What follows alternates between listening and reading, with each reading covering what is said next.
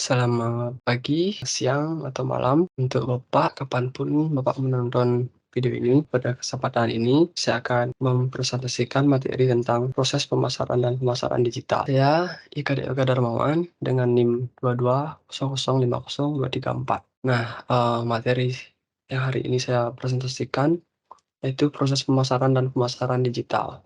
Dalam proses pemasaran, dalam menjalankan suatu rencana maupun strategi, dibutuhkan hal-hal yang mendasar yang mendukung ketercapaian rencana atau strategi tersebut. Demikian juga halnya dengan pemasaran. Hal-hal yang mendasar dalam proses pemasaran yaitu ada 4P, yaitu ada price, ada produk, ada place, dan ada promosi. Kemudian 4P itu berkembang menjadi 7, ditambah lagi 3, yaitu ada people, ada proses, dan ada physical evidence.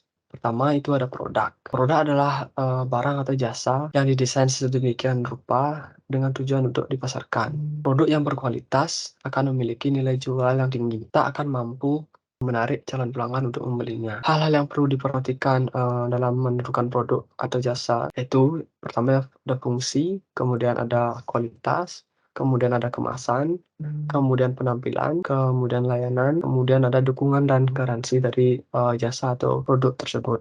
Nah, kemudian price merupakan nilai nominal uang yang harus diberikan oleh pelanggan kepada pelaku usaha atau kita. Harga ini bisa saja murah atau mahal. Hal ini disesuaikan dengan target market kita. Kemudian ada place atau tempat. Nah, ini merupakan opsional untuk sebuah usaha karena di zaman ini sudah bisa kita membuka usaha online, jadi tidak terlalu membutuhkan place atau tempat. Nah, mari kita bahas saja. Place atau tempat ini merupakan posisi strategis untuk memasarkan produk atau jasa kita. Apa strategis akan lebih mengundang banyak pelanggan baru ketimbang tempat yang sulit dijangkau oleh pelanggan. Nah, pertama tentukanlah tempat yang tepat untuk toko atau produk jasa kita.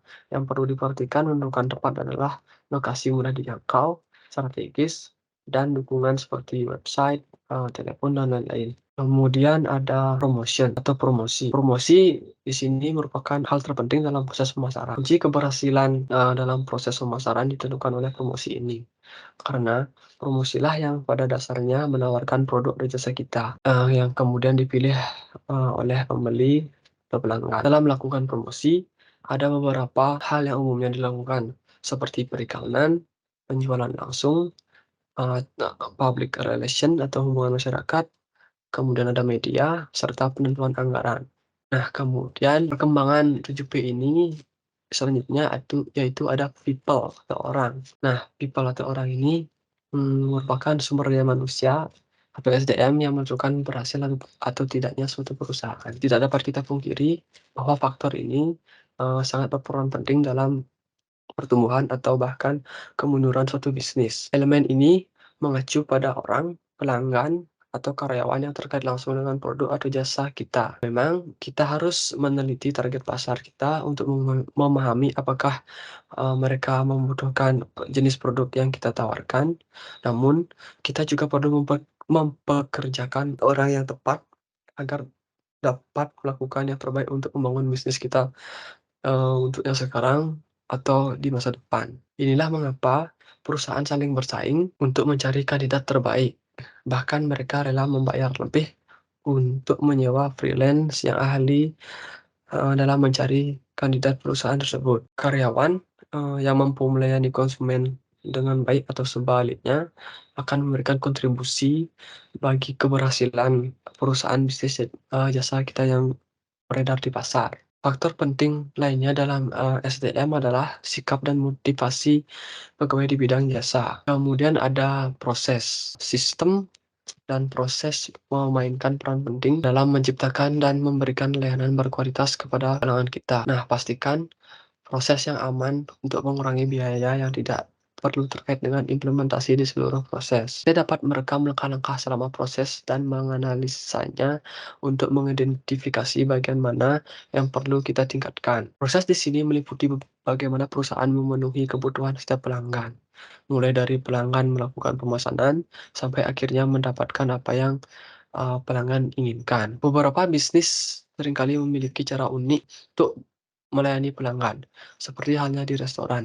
Banyak restoran yang menawarkan fasilitas show kitchen di mana konsumen dapat menyaksikan setiap hidangan yang disiapkan. Kemudian, hal-hal yang mendasar dalam pemasaran, yaitu ada physical evidence atau tampilan fisik. Physical evidence ini mengacu pada apa yang pelanggan lihat ketika mengkonsumsi produk atau jasa kita. Ini termasuk merek kita, kemasan kita, lingkungan tempat untuk menjual produk, dan banyak lagi. Memastikan semua aspek fisik yang berkaitan dengan produk atau jasa kita, dalam kondisi yang prima. Kemudian pemasaran digital. Sebelum, melangkah dalam penggunaan digital marketing, ada baiknya kita terlebih dahulu mengetahui apa itu, digital marketing. Digital marketing atau biasa disebut pemasaran digital merupakan segala upaya yang dilakukan dalam hal pemasaran dengan menggunakan perangkat yang terhubung internet dengan beragam strategi dan media digital yang pada tujuannya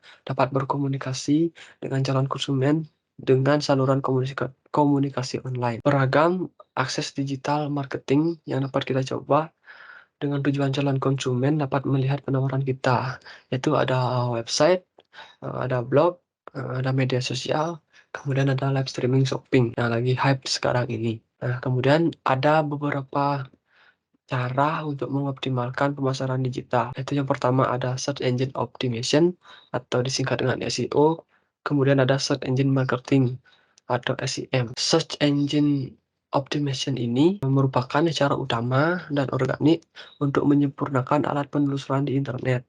Cara ini berfokus pada judul atau nama produk atau jasa, deskripsi produk atau jasa, teks produk atau jasa, dan lain-lain yang relate dengan produk atau jasa yang kita jalani. Nah, kemudian search engine marketing atau disingkat dengan SEM. Search engine marketing atau SEM ini yaitu cara pemasaran online yang berbayar atau berlangganan, contohnya Google Advertisement.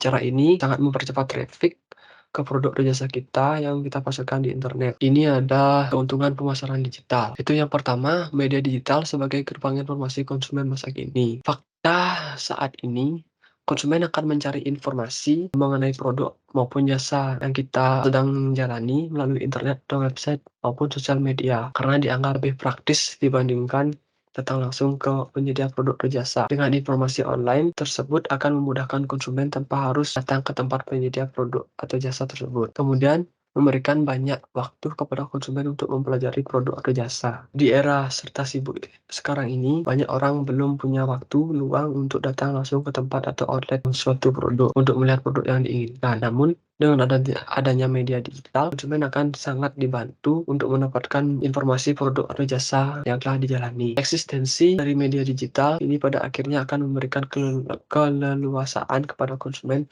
tanpa dibatasi oleh waktu dan tempat untuk mendapatkan informasi yang diinginkan. Kemudian, biaya digital marketing yang efisien. Tools digital marketing seperti SEO, ada SEM yang saya sudah singgung tadi, kemudian ada endorse, kemudian ada social media ads, dan paid promote yang dapat kita percaya biaya iklannya yang sangat murah dan bervariatif dibandingkan kita advertising ke marketing tradisional seperti koran, majalah, TV, atau radio. Selain keuntungan atau kelebihan pemasaran digital tadi, tentunya kekurangan pemasaran digital juga ada.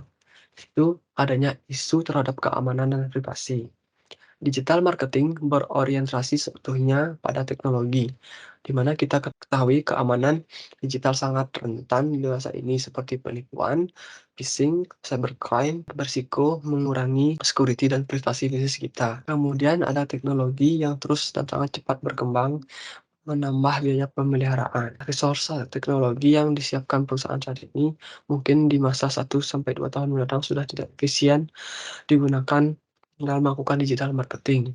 Ini dapat menambah biaya pemeliharaan perusahaan yang kita sedang jalani. Kemudian, pemerataan teknologi belum merata, khususnya di Indonesia. Sudah kita ketahui, beberapa di daerah di Indonesia belum tersentuh dalam akses teknologi, khususnya internet, di mana ini menjadi hambatan dalam perusahaan dalam mengaplikasikan media digital dalam pemasaran. Demikian presentasi saya mengenai proses pemasaran dan pemasaran digital. Akhir kata, saya mengucapkan mohon maaf jika ada kesalahan pengucapan. Saya tutup dengan ucapan terima kasih.